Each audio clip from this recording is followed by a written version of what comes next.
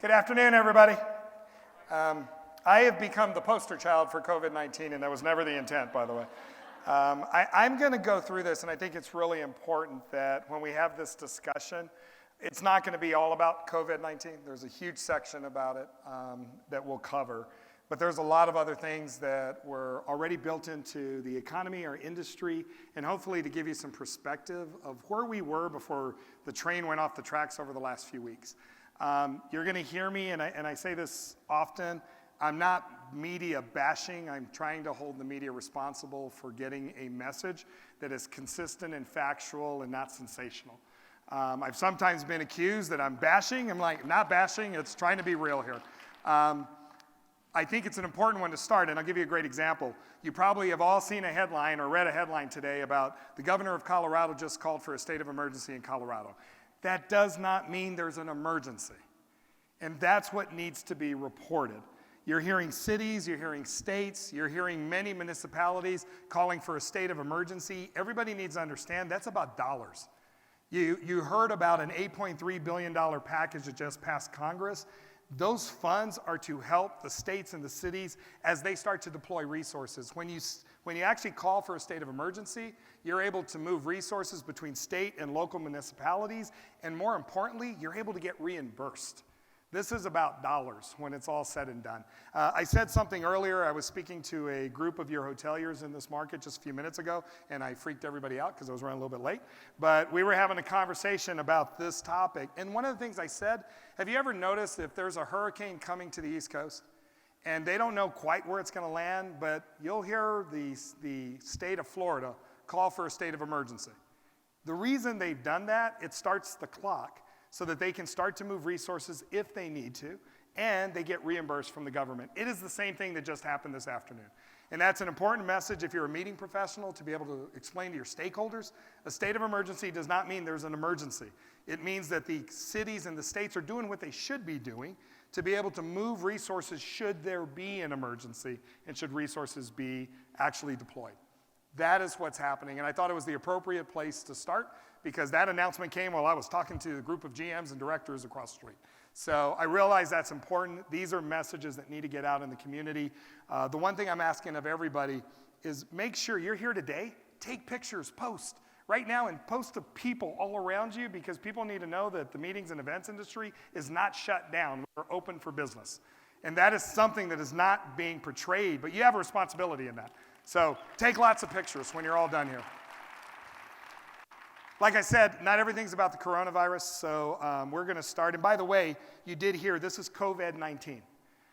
There are 12 different coronaviruses, by the way. This is just one strain of it. So the reason it is no longer the coronavirus, there is not a singular coronavirus. This is COVID-19. The 19 is when it started in December of 19. That's why it's named with the 19. But it now has a name. Try to refer to it as COVID-19. Do your part to help Corona beer as much as possible. So as much as we can get away from misunderstanding. And my biggest concern is that it's not a singular coronavirus. There are 12 different strands. It's just it's a coronavirus that actually has jumped from animal to human and now from human to human.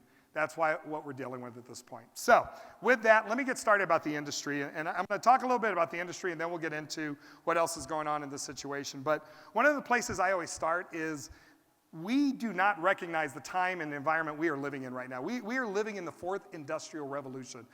This is Klaus Schwab. He's the founder of the World Economic Forum. And those that know me know I am that geek that geeks out every year during the World Economic Forum when some of the brightest minds in the world come together to talk about the future and what is going on. And Klaus is just brilliant. But he is actually one that is kind of pinpointing and trying to explain to people, you are living in a very unique time. We are living in the fourth industrial revolution. There were three industrial revolutions prior. Those revolutions were steam and water to create power, electricity, then we went to computers, and then we are now in an era of basically artificial intelligence, and you are in an era of machine talking to machine that's going to impact the human condition. That's the world we're living in. Realize how unique that is. These don't come along often, and you're living in the middle of it. But why am I sharing that message with you? Because the change that is coming is faster than you could ever expect. And you need to be able to move.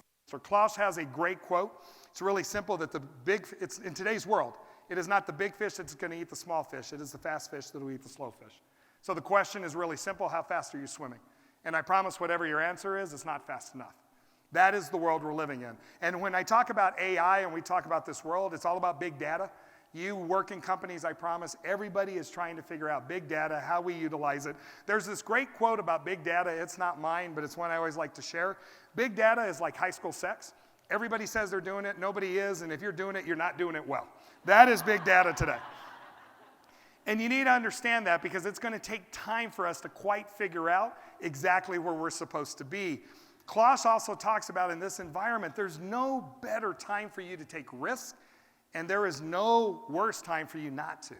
If you don't take risk, you will not be along. Anybody who's heard me speak knows I'm a big fan of John Chambers. He was the CEO of Cisco for 25 years. John just had a way of looking at the world and putting it into a capsule. And if you've worked for me, you've heard this 100 times. Disrupt or be disrupted, but disruption is coming to your life. Make a choice. You are living in a world of disruption. We're all living it right now. But disruption is going to come to your life. Your only choice is, are you going to be the disruptor or are you going to be disrupted?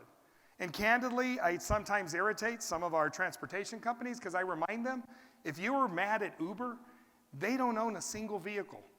They were a tech play on something we just did not do very well as far as the customer engagement and what that looked like. And if you're a hotelier that's still trying to fight to get your customer back from an OTA, they don't own a single hotel room. They actually are a tech play on something we did not do very well.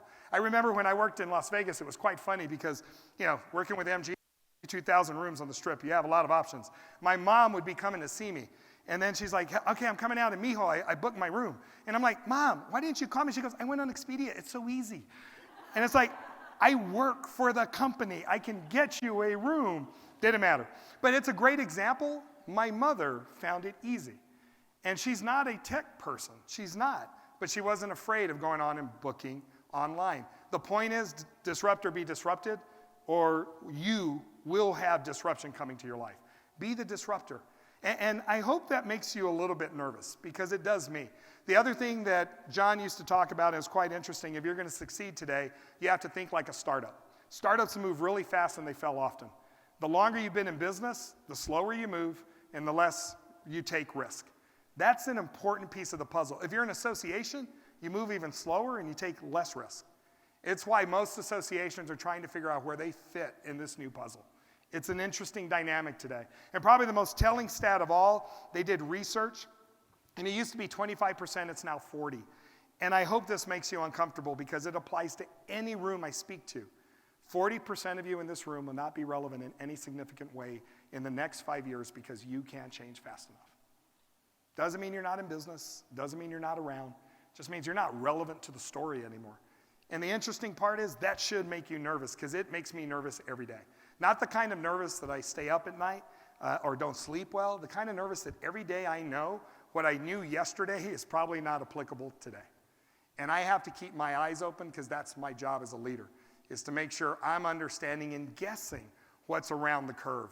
And when I look at this, it's every week you'll see another news report of somebody else going out of business, somebody else filing for bankruptcy. You know what stuck out here for me? Sports Illustrated filed for bankruptcy. Anyone who follows sports, they were the predominant leader in sports for over 30 years, and they're filing for bankruptcy today? And this has nothing to do with print or digital, because guess what? ESPN has a great print edition in addition to everything they do online. It has to do that they did not change fast enough, and the information they have is not relevant. They used to be the human interest story. Anybody ever seen ESPN's 30 by 30? I've got the human interest story by the time I ever got to the magazine side. The issue is they did not change fast enough. And this is one of my favorite charts. This is a Yale professor, Richard Foster. And what he did was take a look at the S&P 500. And when you look at the S&P 500, it's interesting that if you were on the S&P 500 on that index in the 1920s, you would have remained on the index for 67 years. But in 2010, it's now 15. And probably the most telling stat of all, 75%, 2/3 of the companies on the index today will not be there in the next 12 years. Think about that. What does it mean? They're still around. They're just not relevant to the conversation anymore.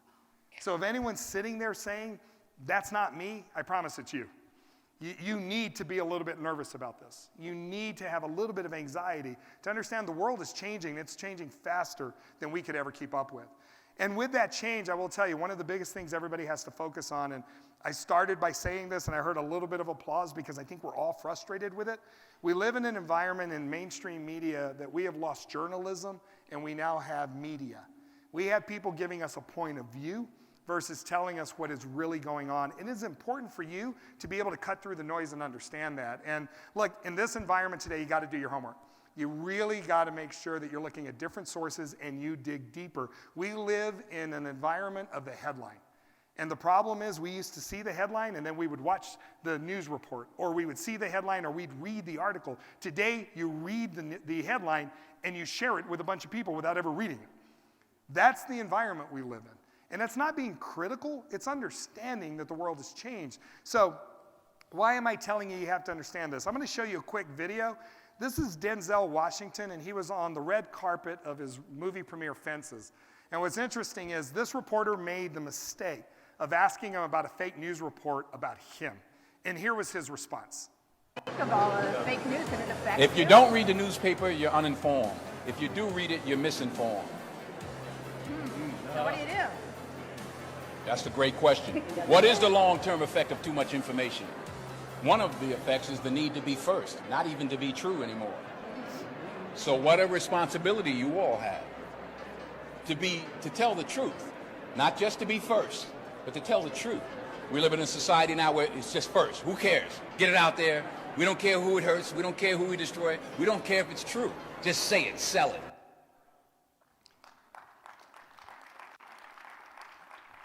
She never asked him another question, by the way. That was it. But I actually cut off the back part of that because he also went on to say, we get good at anything we do, including BS. And he is one that has been out there and I will tell you, somebody that's worth following on social media and actually looking at his interviews. He's intelligent, he's articulate, and he is very well read. He understands the issues and he talks to them. That's off the top of his head. Imagine when he's prepared. The interesting part is, why am I sharing this with you? The University of Texas did a study recently. And it's interesting because I'm a UT guy, that's why I followed it, so hook 'em. The interesting part, hey, horns up. So the interesting part with this UT study is they took graduate students. And they took these graduate students and supposedly well-read, well-educated, well-versed graduate students. And what they did is they took 50 stories. And they know that 2/3 of us get our news today through social media. And they took these 50 stories, 10 of them were factual, 20 of them were false, leaning a Republican way, 20 were false, leaning a Democratic point of view, and they were flagged as false stories. And yet these well-educated graduate students could only discern between fact and fiction 43% of the time. You know what the study told us? You tend to want to believe what you already believe. If you lean a certain way, you're already in. And it's hook, line, and sinker if it lines with your ideology, whether intuitively you know, that just doesn't make any sense. So why am I sharing that with you? We are in a politically charged environment. We all know that. We're in an election year. We all know that. We've seen it with what's going on with the COVID-19 issue. It is hysteria. And what you have to do is be able to cut through the clutter and be able to understand. And the funny thing is, if you look at the surveys, and this is from Statista, you can see the blue are Democrats. They tend to trust the media more than Republicans that trust them very little. But then all in, we as a society trust the media less than 20% of the time. And yet, we know that intuitively, and yet we continue to pass the knowledge and those stories on like they're truth. That is how the hype continues to go. So as much as I'm saying that we have a media that has a responsibility, so do we. We tend to share bad news to begin with and then get mad at the media that there's all this hype. We're sharing it. We're the ones posting it. We're forwarding it. I can't tell you how many times my wife has sent me something about someone who died that isn't true. And then I have to go back, thanks, I look stupid because I just told somebody died. That happens all the time because it goes through social media very quickly. You've got to understand it. So let me show you what it means to business and how it relates to us as well. You've all read about the retail apocalypse, I'm sure, that brick and mortar stores are dead, that there is no more retail. Retail is only going to be online. It is so not true. The data will tell you today 90% of all sales still take place in a brick and mortar store. If you look at what's happening online, we're almost at 10%, but look at the angle of the line, it's starting to flatten. Why? Because we learned as a society there's certain things we'll buy online, there's certain things we won't. You know what we've really struggled with? Unless you're in a big city like New York and San Francisco and it's about convenience, you don't want someone picking your produce. You want to go to the store, and especially avocados. People are really serious about their avocados. But you want to go check it out yourself. That's the issue. And what's really interesting, you don't need any other example that retail is not dead than this. Amazon, an online retailer, is opening up 200 physical stores this year. I'm going to say it again. An online retailer is opening up 200 brick and mortar stores. It is not one or the other, it is both. And more importantly, what we have found in retail is happening in the hotel industry. We have a separation between luxury and discount. And if you look at it, this separation has happened dramatically. You know who's doing really well? The Louis Vuittons of the world, the Nordstroms of the world, the Saks Fifth Avenues of the world. Guess who is struggling? Literally the Macy's and the Dillards. Guess who's doing really well? TJ Maxx, Marshalls, anything that's discount. What has disappeared is the middle. We now have luxury and we have discount, and I'm going to show you later, it applies to our industry. We have separated. We have separated as a society. We have shoppers that want to get the deal, and we have those that are luxury shoppers that they're willing to pay for it. I always joke, I was one time, my wife got me up, and I was literally on Black Friday at a store with a cup of coffee at 5 in the morning. I came home and said, I will pay full price forever to never have to do that again. That is a luxury shopper versus the people that actually enjoy that. And there are a ton. I'm just not one of them. That was the point. It's a huge separation. You have to understand it. But we get sucked in with the storyline. Storyline is brick and mortar is dead. It's just not true. It is different. It's not dead. And we look at other things that are happening and how business models have to change. This is probably the most telling to me. You know, I follow something. I always follow these things, and I'm the guy that I see this, but my question is very different than what you would think. So Fortnite was a free game that was released, and many of you probably know Fortnite. Your kids were playing it. Your nieces or nephews were playing it. You might have been playing it, but you won't admit it, but somebody was playing this game. You know about it. Here's the issue with Fortnite. It is a free game that earned $4 billion. I'm going to say it again, free game that earned $4 billion. Interesting thing, at its peak, Netflix was the only thing outpacing it. It was the largest revenue generator of any free game that was ever released. And most importantly, in its peak, it was bringing in $318 million a month. A month. How do they do that? Well, it's a free game. You didn't have to pay to get in, but you want to change your costume. For 99 cents, you change your costume. 99 cents times 20 million people, it adds up really quick. That's how they made their money. So why am I telling you this? We are creating a generation, and when I say generation, this has nothing to do with the millennials. Please quit talking about them. Everything you know is wrong. Stop. By the way, this is generational. It's the era we're living in. And when we're living in this era, you know what it's teaching us right now? There is no price of entry. We literally do not have to pay to enter. We will pay for value. So let me ask a quick question. How many of you, please raise your hands, how many of you actually no longer have cable TV? Please raise your hand. It's awesome. Thank you. Had I asked that question 2-3 years ago, I promise it's only a quarter of those hands up. Why? You're no longer captured by the cable company. It's all about what value you place on the content. And that's different. We used to have no choice. I had to buy my cable package if I wanted to watch anything. Today you have choices, and cable TV is catching up with that. That's the issue. Why am I expressing this? We are creating a generation that you are going to pay for what you want. It's on-demand society. I can get what I want, where I want it, and how I want it. Don't tell me how I have to buy it. And that's a turn for us. And if you don't believe it's coming to our industry, I'm on the board of ASAE, and we have a project called XDP. It's the Experience Design Project. It is literally a laboratory for the meetings in human condition.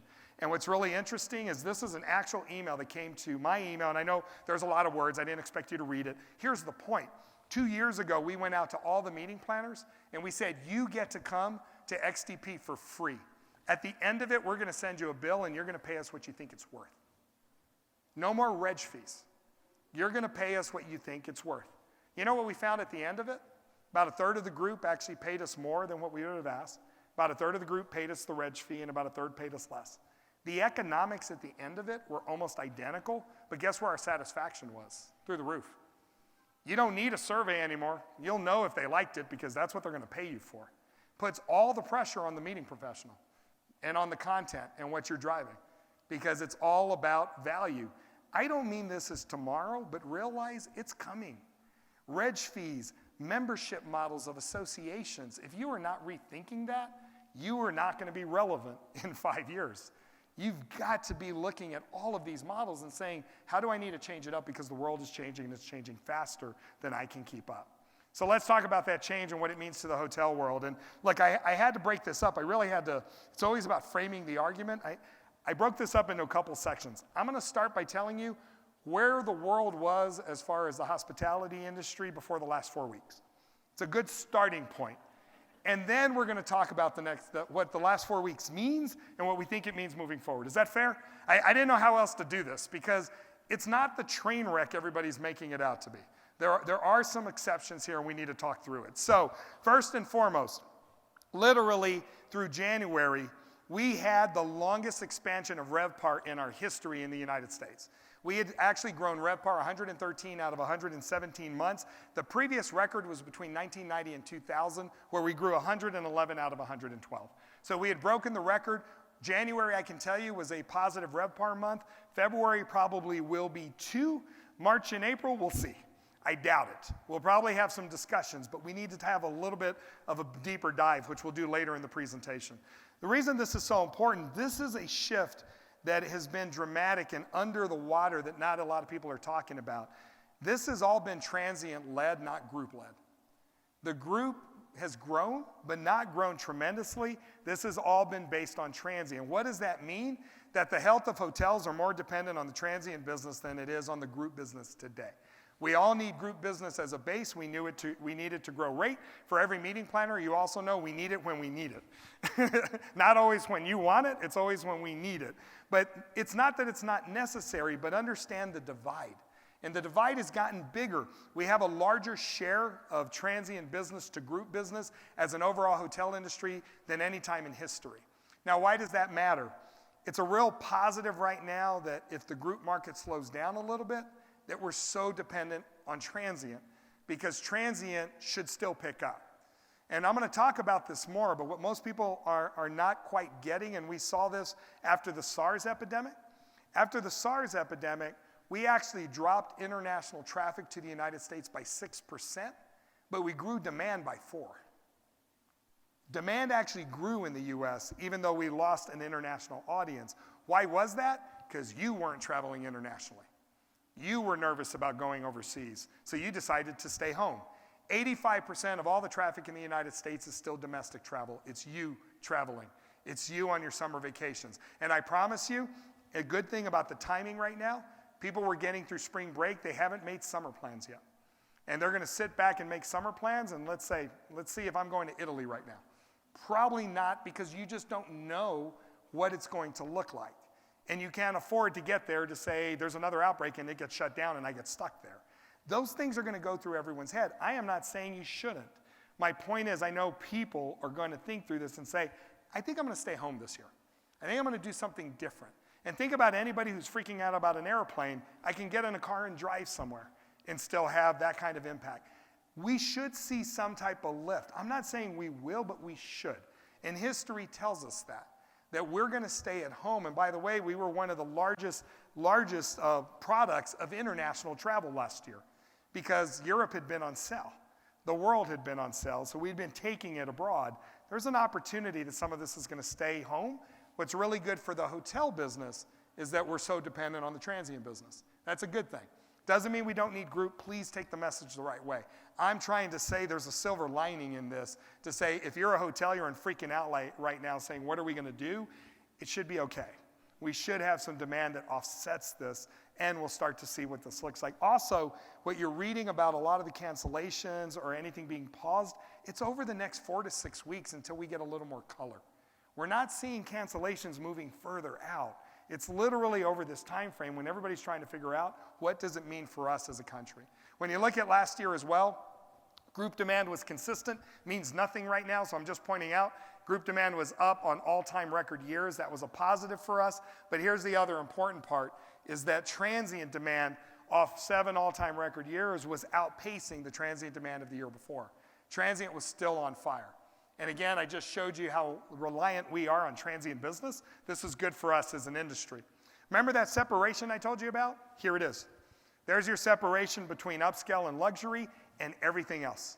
You can see the aggressiveness and demand growth in the upper scale chains, especially upscale and luxury, versus everything else. Why does that matter? Because when we start to slide, the rate war is going to be with everything below the red line. It doesn't mean luxury and upscale is not going to slip, but there's enough pent-up demand in there, it's not going to slip as badly. And I have shared this today, and when I was in my other session, the one thing I shared with a bunch of hoteliers, please don't be that hotelier that brings everybody in a race to the bottom. Do not start just dropping rates because people being afraid to get on a plane or to travel right now or to be around people has nothing to do with your rate. So don't drop the rate. Rate is not going to build demand when demand is the issue with demand is somebody being afraid to travel, irrationally afraid. But if the irrationally afraid is there, you're not going to solve it by saying, I'm going to give you a good rate. That's not the issue. But yet, as soon as you do that, you take everyone in the market down with you, and you will spend 5 to 7 years building it back. So your sales leaders, if there are leaders in this room, please resist the urge to try to build demand by discounting when demand is not an economic demand issue. This is a different issue and a different situation when it's all said and done. STAR every year does what they call the MAP. It's the Meetings Assessment Program.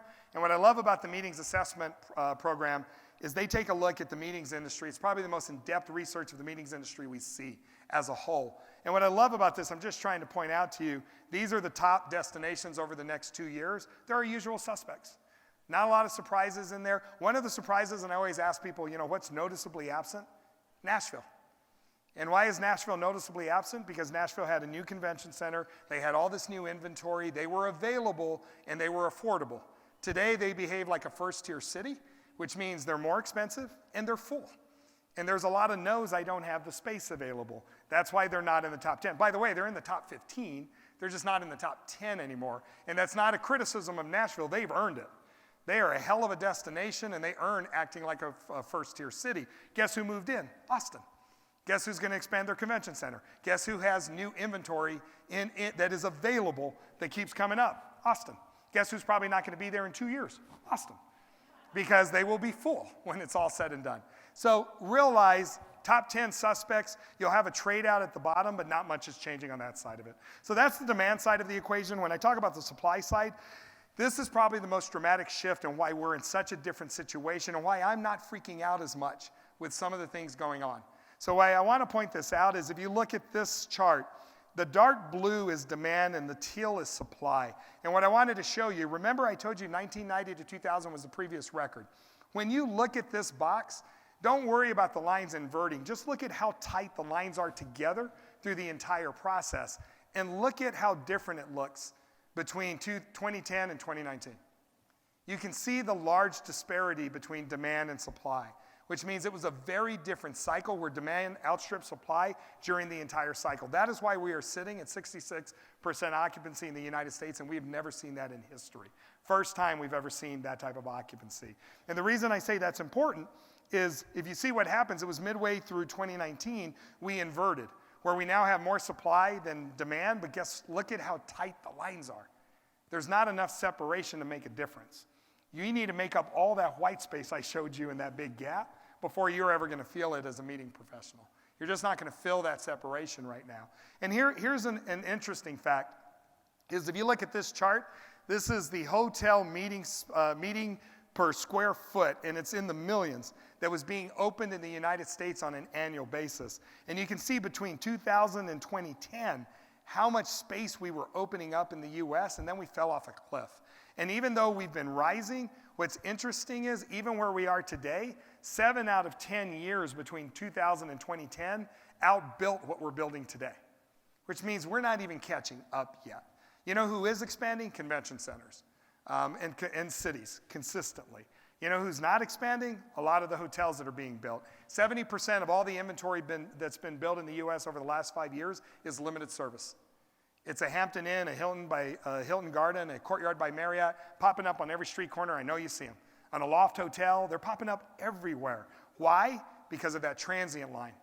It's transient that's driving this. Limited service is where it's at. It's also, this was a real estate or a banking crash, a financial crash.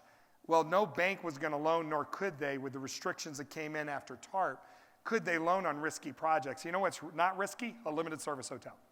I always say, if I'm ever going to own a hotel, I'd own a limited service hotel, because they make about 55% gross operating profit. It's before paying the mortgage. They actually make money. What most people don't realize is the bigger boxes that are built, that's a real estate play. That's not a hotel play. That is somebody building it, going to hold on to it. They're going to hold on to it for 10 years, sell it for $100 million more, and move on. Somebody that owns a Hampton Inn or a Hilton Garden or a Courtyard by Marriott, they're making money from that operation. They have no overhead. They have no services. That's why they make a lot of money. And that's why I say I would own one. And by the way, they have no overhead, they have no service, they make lots of profit. That is why they give you free Wi-Fi, people. It is a different scenario than major hotels. But we won't go there because that will be 30 minutes when we get into that discussion. I had the forecast from PKF on what the industry looks like, but I'm going to bypass it because it's basically saying we're steady. We know we're not going to be steady with what's going on right now. There'll be a dip. I don't think it's going to be far off moving into the future. So if you want to look at 21 and 22, we will get back to our 66%. We may just have a dip this year when it's all said and done. I also had the current travel index from the U.S. Travel Association. This again was leading into January, and as you can see, everything looked good. The only place we had any type of hiccup was internationally. We were already flat to down internationally when we looked at it before any of this started. So again, everything else was good. Domestic, business, leisure, all doing really well. Domestic will still do well. Leisure will still do well. We know business is taking a hit right now. And that is something that we'll continue to talk about when we get to the coronavirus piece of it. And then we look at December travel trends. As you can see, everything was consistent. 51 to 51, 50 to 50, 50 to 50. Just showing you everything was spot on, and then the train hit. So we'll talk about the train hit in just a minute, and that is COVID-19. So let's talk about what that means as we roll into the economy and what this is going to mean overall. So the economy, again, I'm going to start with where we were before this issue. And then we're going to talk about COVID-19 and really get into that discussion. But I'm a huge fan of Christine Lagarde, and I think this is an interesting one because she says something that I truly believe in, is that we are measuring things in a not effective way today. We are using old measurements in a new environment and a new world that candidly doesn't have the same relationships they used to have. Which means when you see reports and you see data, you need to dig a little deeper because it may not mean what it always meant. That's the issue. And I'm a firm believer in that. So I'll give you an example. Here's a perfect example. Unemployment.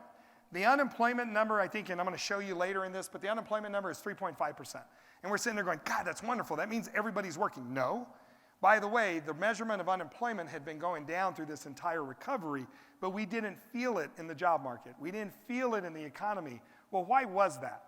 Well, if you really understand what's happening with the unemployment number, the unemployment measurement is a measurement of those applying for unemployment benefits, not the people that are working. Well, this recession, because it was the largest recession we've seen since the Great Depression, was the longest we've ever seen of people being out of work. The average length of unemployment was 34 months when your benefits quit at 24 months. So you dropping out of the unemployment number doesn't mean you were working. It just means you're no longer applying for benefits. It's a great example of us measuring the wrong data. That number, that metric means what it should mean in all normal times. You know when it didn't? During the second worst economic crash we've seen in this century. That's what we mean by data not always lining up, and we have to be really prepared for it. So let's take a look at context, and I think this is so important. When you look at context, our room nights per capita in the United States have never been higher, and look how far north we are than any previous high. And if you look at this chart, this is the one that always encourages me. There's two lines on this chart. The bottom line is GDP growth, and the top line is the amount of money we spend as consumers on travel. And what you will see is GDP has grown at 91%, on average 2.3% over the last 30 years, yet our spend on travel has grown at 271%. You know what that is? That is a consumer, a generation that has grown up that understands that there are no more barriers in the world, and literally travel is our right. And you look at two generations, the millennials have grown up understanding that travel is their right because they traveled a lot with parents that traveled. And then you have a boomer audience that literally their retirement looks so different than any generation before them.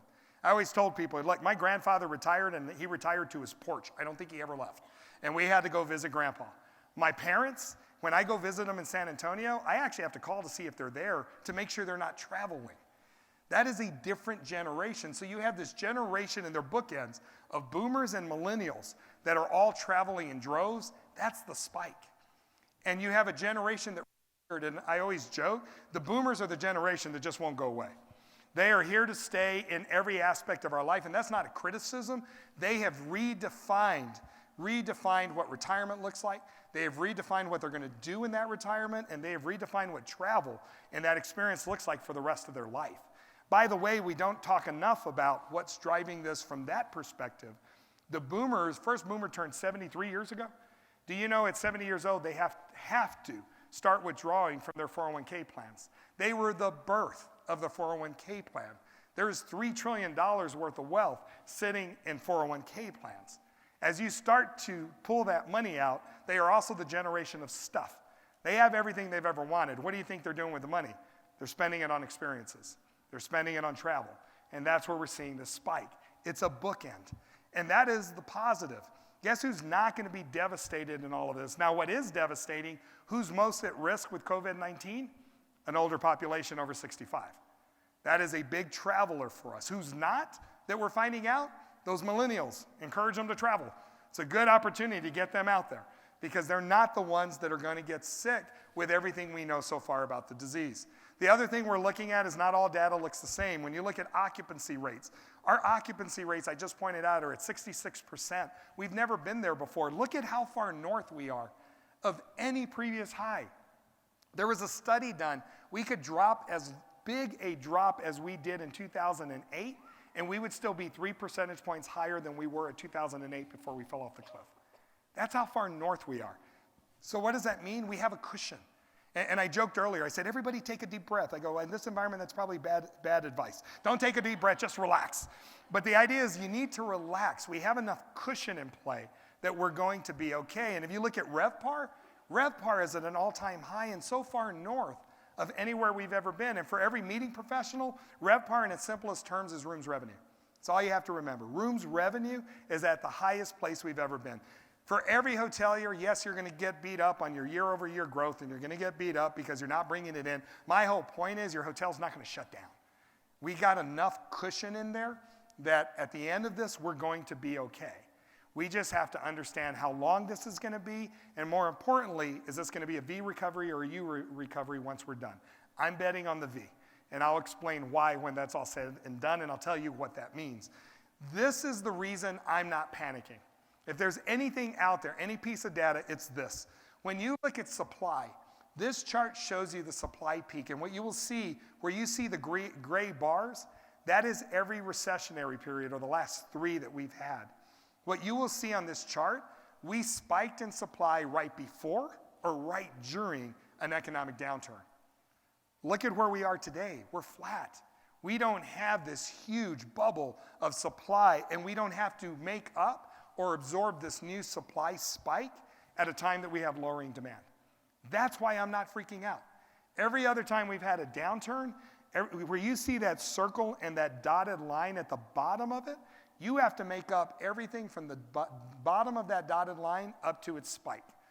We don't have to make that up right now. That's the point. So even if you have a demand slip, you don't have the supply suck that we normally have. That's a shift. Does that make sense? That is a dramatic shift in the environment that we're in, and we're not talking about it enough. The other thing that gives me some confidence in what we're doing with the consumer right now, this chart will show you, when you're looking at it, I gotta look at it. When you're looking at it, on the left-hand side is household obligations. So this is literally the amount of debt you have as a percentage of your discretionary income. What does this tell you? We're at an all-time low. Look at where we were in 2008. We were at an all-time high. That's the issue. As a consumer, we were overextended and we had too much debt. What's the other chart tell you? We have a savings rate that is as high as 2,000, which means as a consumer, we're saving more than we have in 2 decades and we have less debt. So even if the economy slips a little bit, we're okay. We're in a different environment than we were in 2008. This is not the same period. So I always say context matters. You need to put everything into context and perspective because it matters as far as where we are. This was our January report. It's an update we get from our U.S. Travel Association. You can see it was telling us what was going on in the economy. It's all green. It may be irrelevant, but I can tell you February looked exactly the same. We're still in a good place. Consumer confidence has been through the roof. Even though it slipped a little bit after this week, it's still positive. Why does this matter? 70% of the U.S. economy is consumer driven. We are still a consumer-based economy. It's you in this room spending. If you're employed, if you don't have high debt, if you have good savings and you're making money and you're spending, we are okay. The moment you tighten up, we will go into a recession. It's all based on you and the consumer. No pressure. It's all on you. As long as you keep spending and your friends keep spending, we're in good shape. But understand that's what's so different about us and our economy than other economies. We are still a consumer-driven economy, and we will be for a long period of time. We know the markets, literally, we are still technically in the longest bull market we have ever seen. We have not gone into a bear market yet as far as the stock market, even though you've seen the large drops that we've seen over the last couple of days. To get into a bear market, by the way, we have to drop 20% from the previous high. We have not dropped that close. We're getting close, but we're not quite there yet. And everybody is waiting for the bottom because we do believe it'll come roaring back when we believe the bottom is there. Because you're going to have a lot of people buy because there's a lot of opportunity. The other part you're looking at is GDP was doing really well in the United States. We've been really steady since 2015. You can see we don't have these large declines or these ups and downs. It's been pretty constant across the board. We always say steady as she goes. That's literally what GDP has looked like. And GDP moving forward was showing a slight decline, had a lot to do with the tariff war, that had a lot to do with global growth and our concern about global growth. We're still concerned about global growth. I'm going to show you in a minute what the estimations are on GDP with COVID-19 and what that impact is. It should give you a little bit of a breather because when you look at it, yeah, it's going to take us down, but it's not as bad as it could be. And I'll show you what that looks like in just a second. We all know the markets were on fire. The markets were doing well all the way through early this year. We had set an all-time record of getting to 29,000 in the Dow. And all I wanted to point out is all industries came along for the ride. Everybody had come along for the rides, which were good. This is what it looked like getting into the end of the year. We were spiking. We continued that spike into January. And then we get into what happened yesterday. By the way, yesterday has nothing to do with COVID-19. When you saw what happened to the markets and they took the biggest dump we have seen literally since the financial crisis, it all had to do with oil and it all had to do with a really bad game of chicken between the Saudis and Russia. And what you don't, bless you. You're going to make everybody scatter, by the way. They just ran. Look at that. Cleared out that whole section. One of the things I would point out on the oil piece of this is most people hadn't paid attention, and those that saw me present a few years ago, 2 years ago I mentioned that the Russians were trying to put the U.S. frackers out of business. And the reason the price of oil, if you remember I always said oil is like Goldilocks and the three bears, can't be too high, can't be too low, needs to be just right. And what most people don't understand that the U.S. is the second largest contributor of oil to the world supply behind OPEC. That's because of fracking. 1.5 million jobs in the United States are actually geared towards the oil industry. This is important to us. You know what we need to make money? Gas or the price of oil being at $55 a barrel. When we're sitting in the 30s, that is going to cripple us as an oil industry. Russia has been trying to do that for a couple of years. What happened yesterday was literally the Saudis and Russia sitting at the table. Saudis literally want to control supply. We have too much supply out there, especially with world demand, and they want to get the price up. Russia would not agree, so the Saudis literally tanked the price on purpose because it will kill Russia more than it will kill Saudi Arabia. It is a game of chicken because they think they can outlast it longer than the Russians. Russia depends on oil as their number one economic driver. This will crush the country. But at the same time, Saudis are crushing us because our economy is driven highly on the oil industry. That's why the market's tanked. It was gas and oil yesterday, and if you look, the financials started to tank. You know why? There's a lot of debt from the oil industry that is coming due with the banks. Guess who's going to take the hit? The banks. That's the issue. That's what happened yesterday. And you'll see what Saudis did is they literally dropped the price of oil from 65 it got into the 30s, by the way. It went further. So they dropped from 65 to 30 overnight. That is what rocked the markets. And then you saw it come back. We opened up Dow futures today, much higher, up 1,000 points, and then it was going back and forth. We lost most of it, but it's still people trying to figure all this out. Realize, if you're not paying attention, you think this has something to do with the virus. It doesn't. This has everything to do with oil and a game of chicken that's taking place. When this gets resolved, the market will come back, literally roaring back for this part of it, a couple of thousand points. Then we have to factor in what's going on with COVID-19. It's really complex right now. The employment market, I kind of told you, 3.5% on the unemployment.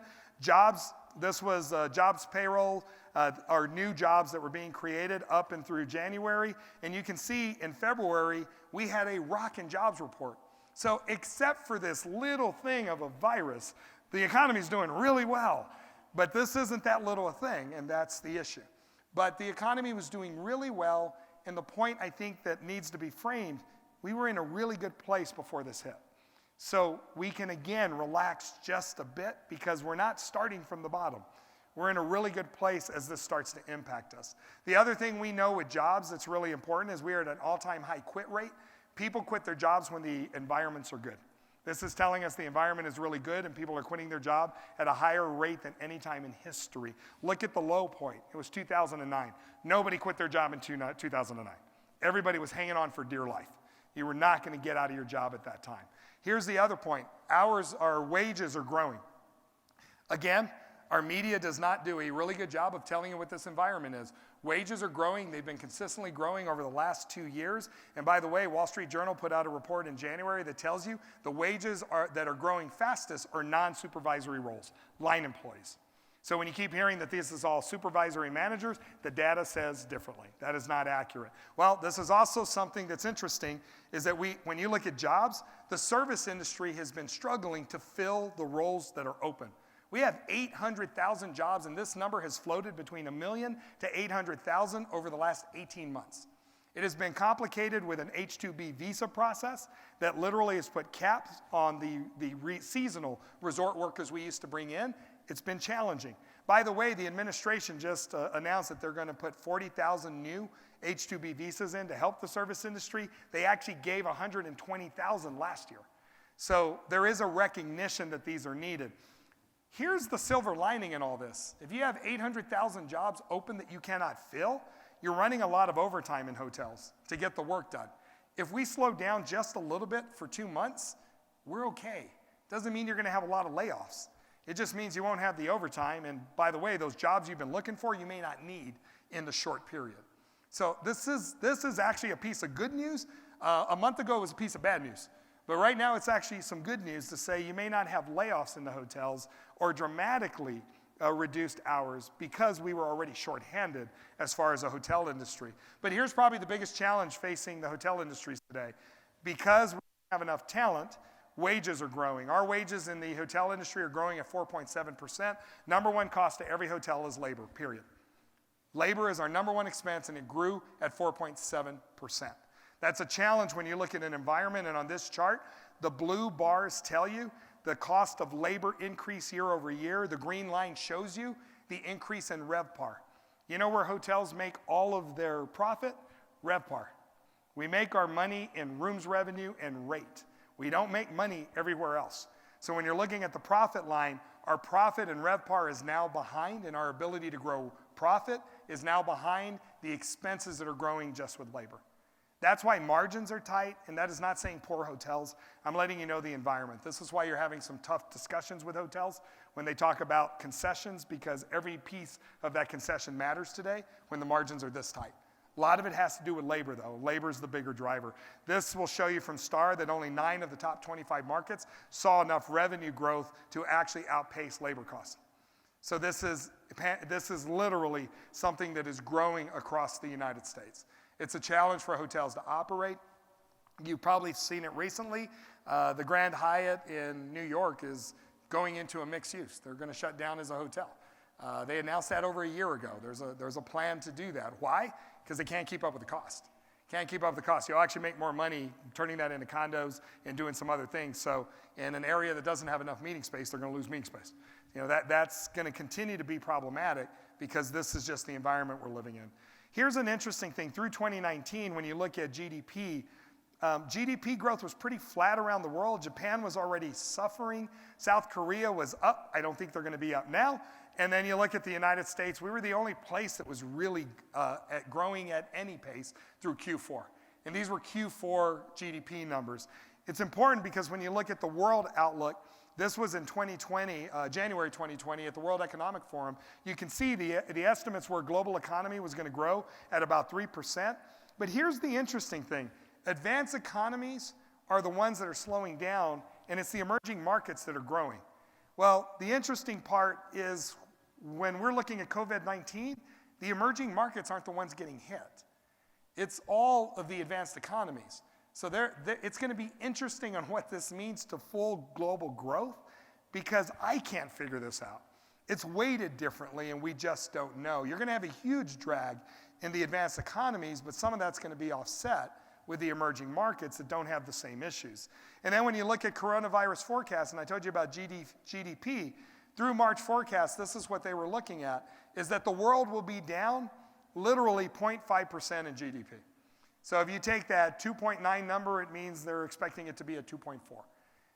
It doesn't sound as dramatic as the media makes it sound. It doesn't mean there's not going to be a hit. It doesn't mean it's not painful. It's just putting it in a perspective. You can see India being down 1.1, China 0.8. I think China's will be larger. United States 0.1%. Even if that moves to 0.5, it means we're going to grow at 1.5 versus 2 or 2.1. That doesn't sound as scary as what we keep hearing. And that is kind of my point, that we need to relax until we know what this all means and how it all settles down. The other thing you've been hearing for years, and I just want to dispel this myth, is that the U.S. is at risk. The U.S. dollar is at risk of being the standard currency of the world as far as reserves. Well, if you look at the current charts, you can see 61% of all world reserves are tied to the U.S. dollar. Everybody tells you China was going to become the new benchmark. China's at 2%. Not going to happen. And it used to be, well, it would be the pound. With what's going on in Brexit, not going to happen anytime soon. And then it could be the euro, which is 20%, but if you look at what's going on in Europe, nobody trusts the Eurozone right now. So when all of this is going on, we're fine. The U.S. is in a really great place around the world as far as where we're at. This is probably the biggest problem, and this is before COVID-19, is that China literally has continued to decline, and it had the worst GDP growth it had seen in 25 years. It's problematic for world growth. That's why world growth has been stunted. That's why the markets have been reacting that way. China is literally the number 2 economy. So when you're looking at this, this becomes problematic if they slow down. So let's talk about the fun part, COVID-19. Why did the markets react the way they did? Because this is the manufacturing index for China. And you can see it plummet. The problem is too many of our U.S. tech companies are heavily weighted from a manufacturing standpoint and reliant on China. This is basically shutting them down. And the interesting part is there's a silver lining in all of this. There's a lot of chatter going on that U.S. companies are probably going to diversify their manufacturing arm to make sure this doesn't happen to them again. Because guess where every outbreak has started or at least been involved? China. So do you want all of your manufacturing tied to something that could be shut down in a pandemic or a world epidemic? Probably not. That's good for the U.S. economy. That's good for other modern economies if some of that manufacturing moves a little bit. But this is why the markets responded the way they did, because China could not get the factories open to produce the product, so there is going to be a drag of at least 60 days on the markets. That's why the markets have been responding the way they have. China is responsible for almost 30% of all manufacturing in the world. That becomes a challenge. Guess who's number 2? The U.S., and we can pick up some share. That's the point. So the U.S. is in a really good position to be able to pick up some of this. But Wuhan, which is ground zero where 80% of all the cases started, literally is responsible for most of the manufacturing that comes out. You couldn't have picked a worse place in China for this to break out from an economy standpoint. And literally, they're responsible, 48% of their product is automotive and 20, you can see 25% is technology. That's the issue. And that's what's hit the markets because you keep hearing about the supply chain disruption. This is what they're talking about. You have manufacturing that has been disrupted in China, and it's going to be disrupted a little bit more. I'm going to pass this because I want to go straight to COVID-19. When you look at COVID-19, this is the world risk assessment map from the World Health Organization. And what you see is dark blue is widespread, sustained, ongoing transmission and restrictions on entry into the U.S. Widespread, sustained transmission, light blue, is literally getting into Europe. Sustained community transmission, you can see, is the teal, which is other parts of Asia. And then risk limited to community transmission is literally the rest of the world. This is a very, very small part of the overall programming. And when I look at this, this is interesting. These are the current CDC warnings. So the CDC has travel warnings in effect always. So you can see a level 4 means no travel. It's restricted completely. Level 3 is void all non-essential. Level 2 is take precautions, which means if you're elderly or chronically sick, you should not travel. Level 1 is normal travel precautions, like you do all the time. We have no level 4s. We only have level 3 into 4 countries, which is China, Iran, South Korea, and Italy. We have Hong Kong at a level 2, Japan at a level 1, and the rest of the world has no travel warning. There are 0 travel warnings in effect for the United States right now. So for a domestic program to cancel because they don't want to travel, there are risk assessments going on within their own corporations. I get that. That has nothing to do with travel. That has to do with risk assessments. And there is something we're talking about. OSHA needs to make a call on where the liability is going to fall with companies. These companies that are restricting travel, it has to do with OSHA being so gray on where the liability would fall if somebody got sick from COVID-19 that was on business travel or in the office. That's what's causing some of this. So that is not when we talk about irrational fear, that is not what I am talking about when I say irrational. What is irrational is somebody that's afraid to go out and go travel and be somewhere. What's not irrational is I understand the risks that corporations are having to go through. And that's a risk assessment. That is something that we are pushing the government to say, can you make a ruling? Can you make a ruling and saying what will be the liability? Because that will make a difference. This is the most updated chart. It was an hour before I got here. I wanted to point out this is, I go to the Johns Hopkins. A lot of people actually link to this. But Johns Hopkins I've been going to for a lot of their research. But you can see there is 116 total confirmed cases. And my issue is that is what the media reports every day. What they forget to report is 65,000 people have fully recovered, which means active cases that are open are less than 50,000, not 116,000. There's only 50,000 cases. Yes, it's growing, but as it grows, so do the people recovering, which means it's been floating at this 50,000 number forever. I am not trying to make light of the people that have died. I understand that. But the number of people that die from other diseases on an annual basis are 10 times this. When we talk about the overreaction, 116,000 people around the globe. We have 7.7 billion people in the world. I did the math because I tried to get a percentage. I couldn't even figure it out for you. It's 0.00001% of the population. That's the issue. That it is such a small percentage of the population when it's all said and done. And when we say there's an overreaction, you know what the research tells us? Your chances of catching the coronavirus or the COVID-19, your chances of catching it are 1 in 100,000. Your chances of getting struck by lightning are 1 in 3,000. You have a better chance of getting struck by lightning than getting the virus. But you're not stopping to walk outside if it's raining. That is the point. There are 90 automobile deaths every day in the United States. That doesn't stop you from driving. That's what we're talking about, the irrational fear. Let me put a caveat out there. If you are 65 and over, if you have chronic illnesses, if you have a compromised immune system, you need to be careful and you probably shouldn't be traveling. If you are not that, you don't have a risk. That's the issue. The problem is this has been a blanket for everybody. If you are healthy, the risk is minor. If you are not healthy and you have those issues, your risk is greater. Why? Because this is a pneumonia-driven disease. What does that mean? Pneumonia is critical. You have parents, if they get pneumonia, you freak out. Because you know pneumonia is critical for older people. You know pneumonia is critical for anyone that has a respiratory disease or that has a compromised immune system. That's what this is. And when I look at the data again, when you look at this chart, mainland China is the yellow line here, but look at the angle of green. Those are recoveries on a daily basis. Yellow are new cases around the globe outside of China, and you can see the line is starting to flatten. It's not growing. Where is the media expressing this? That is the point. 80% of the people that get COVID-19 will fully recover on their own. And candidly, many people will have it and not even know they have it and already recovered. That is the point. And when I look at this, there is something called an epidemic curve. And when you look at the epidemic curve, you can see the red in China as it continued to grow and peak. And then the greens are the recoveries. And you can see that as China peaked, the recovery started to outpace the actual red. The green started to outpace the red. Now you've got the red outpacing the green slightly because we're in the middle of the epidemic curve outside of China. This has been a 60-day window as far as an epidemic curve. It looks like a bell curve. We basically are going to peak and then we're going to come down the other side. And the interesting part is Europe is the main problem, as you can see. A lot of cases in Italy. That is a major challenge when you look at new cases. But these are the cases in the US. And I know as of this afternoon, it's already up to 700. We have 377 million people in the United States. You're talking 700 cases. And yes, we've had 22 deaths. 19 of them are in Seattle, where we have a major issue in a nursing home. Again, an elderly population with a nursing home that didn't know how to control it. That's the issue.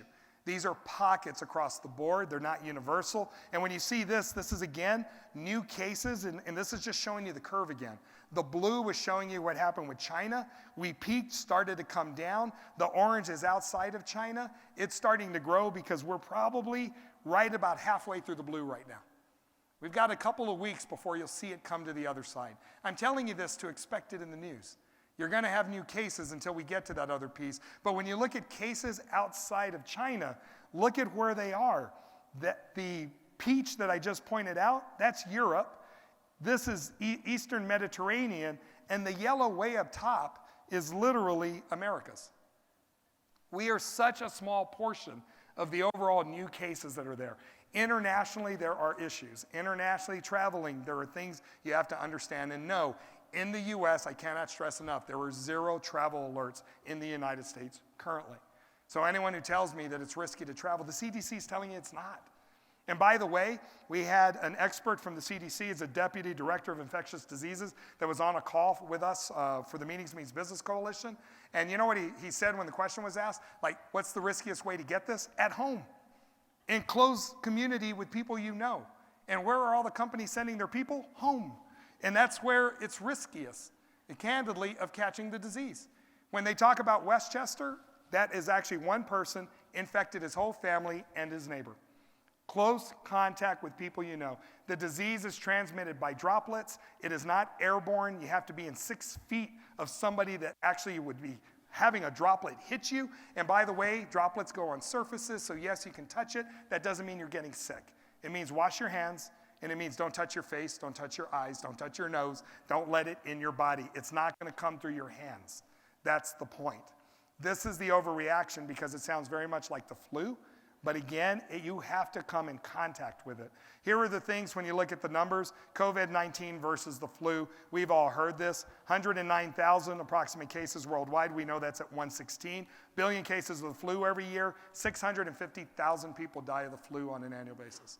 That is the challenge that we have across the board.